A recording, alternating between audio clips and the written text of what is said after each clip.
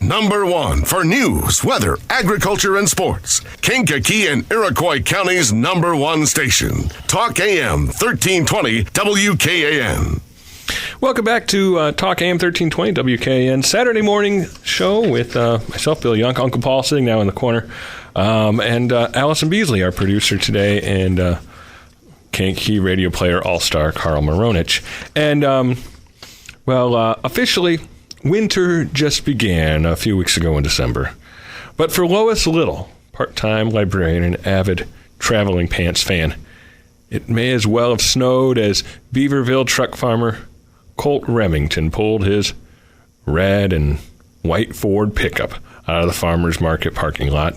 Perhaps you heard about these two awkwardly almost in love birds this summer when we heard their weekly encounters. They were captured as part of a radio soap opera at the Kankakee Farmers Market.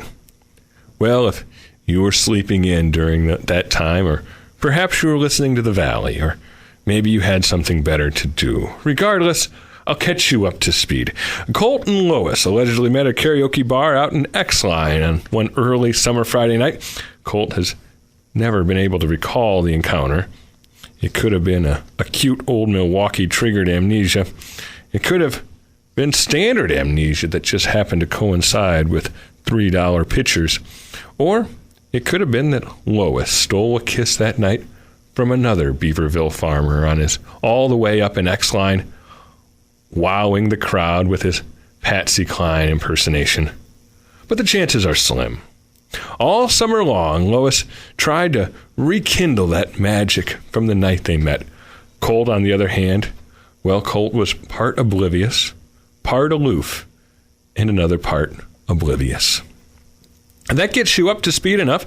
The story of these two is much simpler to follow than, say, the Matrix film series, something Colt has never heard of.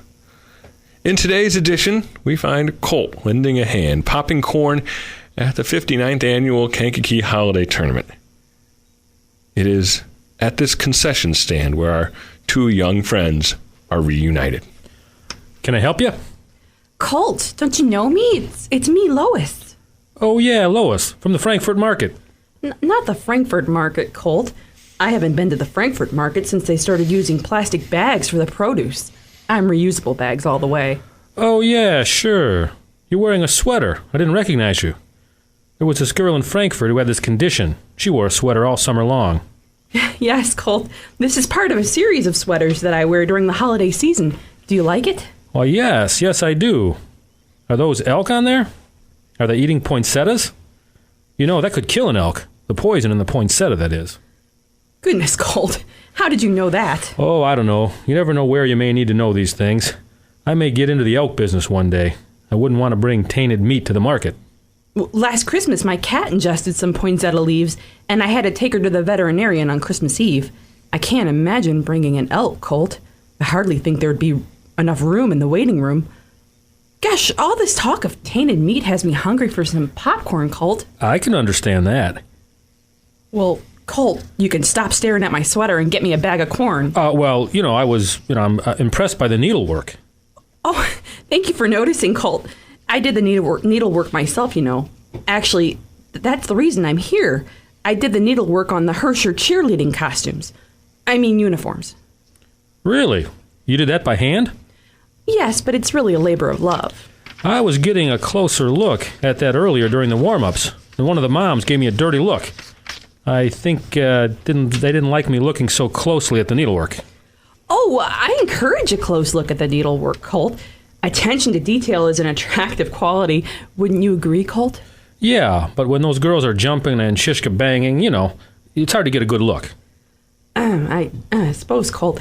Anyway, only 16 more weeks until the spring market opens. I can hardly contain my enthusiasm. Wait, how many weeks? I was, wondering if you wanted to get together before the spring market opens to, 16 weeks, Colt. I'd better start planning soon. Yeah, I suppose you'd better. Oh, Lois, before you go... Yes, Colt? I know how much you love being in the Kankakee Market. It seems like you were there every week. Well, yes, I do enjoy it more than any rational person should.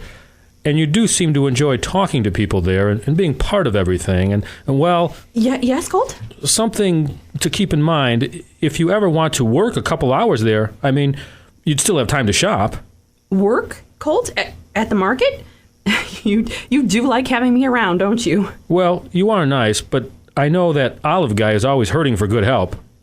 Oh, yes, the Olive Guy, yeah. Do you like olives? I can't stand them. Colt, I've never really been one for olives. You seem so sophisticated like that. Well, they are an acquired taste, they say. Colt, I have to tell you, I'm really more of a squash and elk meat kind of girl. Oh, well, in that case, there is this guy at the Urbana market that brings wonderful, non-tainted elk meat to the market. Oh, thank you, Colt. I'll check that out. Tell him I said hey. I will do that, Colt. Well, Colt, remember this chance meeting next spring?